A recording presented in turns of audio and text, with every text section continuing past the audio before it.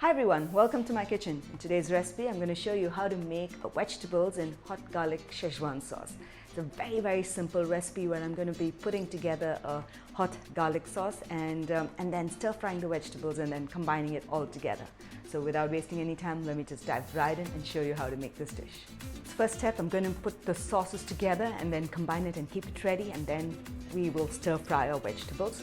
So into a wide mixing bowl, go ahead and add in the soy sauce, vinegar, the Schezwan chili sauce or chili paste. You can also make your own chili paste at home by soaking red chilies and then grinding it along with water, and you would get a fine chili paste and make it even more hotter. So that's something that you can do, or you can use one of those ready sauces. I like to add a little bit of honey so my chili sauce does not get very sweet. I'm going to add in the corn flour, and I'm going to mix this all up until the corn flour dissolves, and then we'll add just a little bit water right now and then more water later. Okay, so just dissolve the corn flour. This looks perfect. I'm going to go ahead and add in just a little bit water right now, about a quarter cup. Okay, so our sauce is ready. So now I'm going to stir fry the garlic and the chilies along with the vegetables and then put them all together. And it just takes about 20 minutes to make this dish. So the most important thing when you're stir frying and cooking vegetables, especially when it's Asian, you want to maintain that crunch in the vegetable. At the same time, it should have a perfect bite, and it should be cooked as well so that it gets well combined in the sauces and looks nice, fresh and green and not soggy. And for that, you need to ensure that you stir fry it in a wok or a kadai, and stir fry it on high heat, which will create a lot of heat and steam and then cook the vegetables fast. So that's what I'm going to do. So let's just get started. I'm going to add sesame oil into the pan, and sesame oil brings in great taste and flavor. And once the oil gets warm, you're going to add in the chilies, and please add as per your heat and spiciness. Garlic, ginger, and the spring onions, just the bulb for now. And we'll toss it together for a few seconds, not too much. Add in the onions, which are diced nice and big. And add in all the vegetables.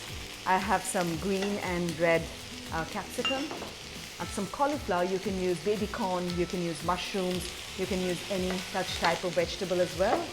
And some carrots, and you can also use snow peas, which is the flat, soft beans that you get, and adds in a great taste.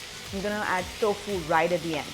I'm going to go ahead and sprinkle some salt at this stage, and ensure that you do sprinkle just a bit of salt because all the sauces have a lot of salt in them. So I'm just going to go ahead and sprinkle some salt and stir fry this on high heat when the vegetables are cooked.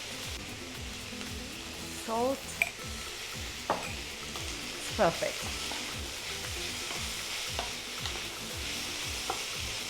And if you wish, you can alternatively cover the pan and then steam cook the vegetables until they are done, and that's a faster method as well. So I typically tend to do that because I like to cook the vegetables until it's firm, just about steam. At the same time, in the last leg of the cooking process, I would just stir fry it. So I'm just going to go ahead and cover the pan for about 2 minutes, and after that we'll open the cooker and then we will cook the vegetables by stir frying it on high heat. Stir frying brings in a separate taste to the dish. It gives it that roasted flavor and texture which makes it really nice. So just for about 2 minutes, let's cover the pan.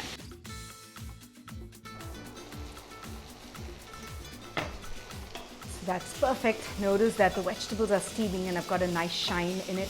And while it was steaming, it's got roasted as well. And it's got a nice roast texture, and this is exactly what we want. And just give it a taste. It should have a good bite. If it doesn't, cook for a little bit more and then stir fry for some more time on high heat. So this looks good to me and it looks perfect. It's got a nice roasted texture. At this stage, I'm going to go ahead and add in the sauce. And we're going to wash out any more of the sauce which is over here. That's about it. All in all, about a little less than 1 cup of water is what I added for the entire set of vegetables. and the sauce. So that's good. And if it gets thickened and if you want it a little more lighter, just add just a dash of water and that should be good. And because we have added corn flour, it's going to thicken a little bit. And I'm going to go ahead and add in the tofu at this stage, and also the spring onion greens. So we're just going to give it one brisk boil, and our vegetables and Schezwan chili garlic sauce is done. So while it's simmering, I'm just going to go ahead and give it a taste, and that's something that I don't do all the time, but I would love to taste. It's just perfect. Salt, the chili, flavors from the spring onions and the garlic, it's just coming through beautifully, as well as the Schezwan sauce that we added is just brilliant. And this looks wonderful. I'm just going to go ahead and turn off the heat right now. And just one more tip.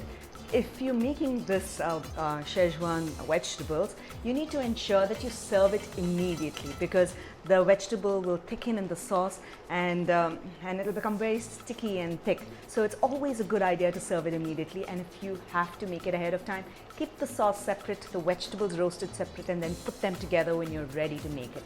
So that's a tip, because don't let it sit, otherwise it won't taste as nice. So I hope you enjoyed watching this recipe of how to make the vegetables and Schezwan chili garlic sauce. Really simple, quick. All you need to ensure is you have all those Asian sauces and then put them together to make this delicious dish. Absolutely perfect dish to serve along with some hakka noodles or some fried rice as well.